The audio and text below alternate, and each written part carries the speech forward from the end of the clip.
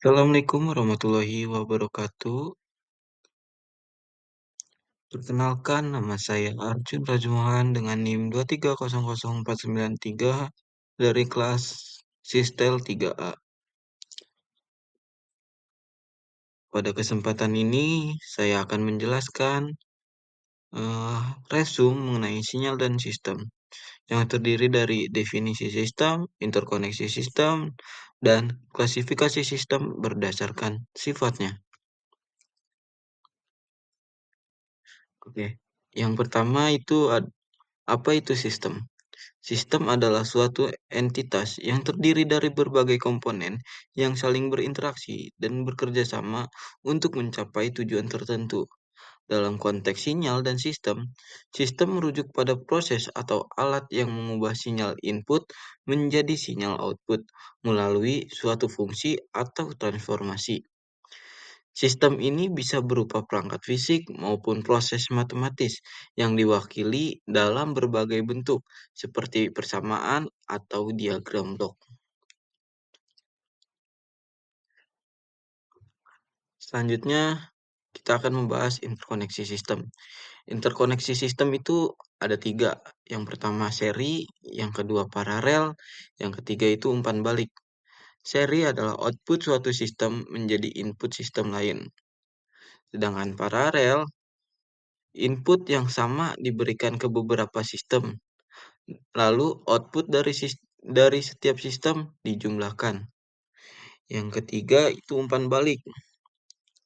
Dalam umpan balik, sebagian output dikembalikan ke input melalui jalur umpan balik, seringkali untuk kontrol.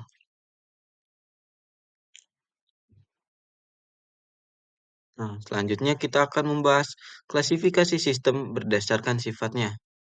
Yang pertama itu ada linear. Sistem linear adalah sistem mengikuti prinsip superposisi. Artinya, sistem yang mengikut artinya output sistem dapat dihitung sebagai penjumlahan dari output yang dihasilkan oleh input-input individual yang berbeda dalam sistem linear. Jika input digandakan, maka outputnya juga akan digandakan. Selanjutnya, sistem non-linear.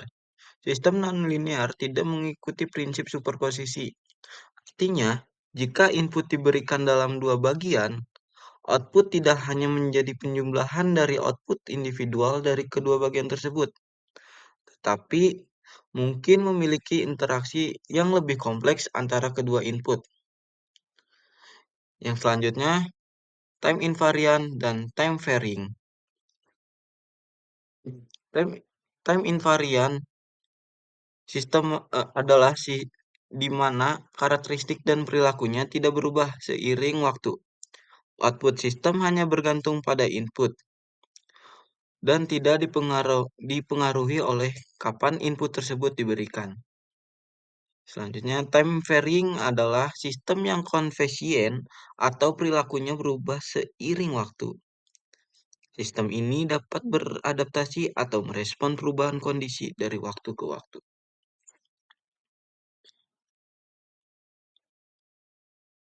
Selanjutnya itu ada klasifikasi sistem kasual dan non-kasual. Sistem kasual adalah sistem di mana output pada suatu waktu hanya bergantung pada input yang terjadi waktu yang sama atau sebelumnya. Dengan kata lain, output sistem tidak bisa dipengaruhi oleh input yang terjadi di masa depan. Sedangkan sistem non-kasual adalah sistem yang outputnya dapat bergantung pada input yang terjadi di masa depan. Sistem ini biasanya lebih teoretis karena dalam praktiknya kita hanya memiliki informasi tentang keadaan saat ini atau masa lalu. Yang keempat itu ada sistem dengan memori dan tanpa memori. Sistem dengan memori adalah sistem outputnya bergantung tidak hanya pada input saat ini, tetapi juga pada riwayat atau input sebelumnya. Sistem ini mengingat kejadian-kejadian sebelumnya dan hal ini mempengaruhi perilaku output di masa depan. Lalu sistem tanpa memori. Sistem tanpa memori adalah sistem di mana outputnya hanya bergantung pada input yang ada pada waktu tertentu. Sistem ini tidak mengingat informasi apapun dari masa lalu.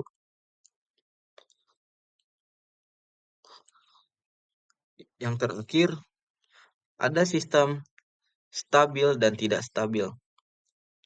Sistem stabil adalah sistem di mana output tetap terkontrol dan terbatas meskipun ada gangguan kecil pada input. Artinya, jika input terbatas, outputnya pun akan terbatas dan tidak akan meningkat secara tidak terkendali. Sedangkan sistem tidak stabil adalah sistem di mana outputnya dapat menjadi sangat besar meskipun inputnya terbatas. Atau bahkan outputnya bisa tumbuh secara eksponensial tanpa batas. Biasanya, sistem ini bisa mengalami kerusakan atau kegagalan. Mungkin sekian yang dapat saya sampaikan. Apabila ada kesalahan, saya mohon maaf.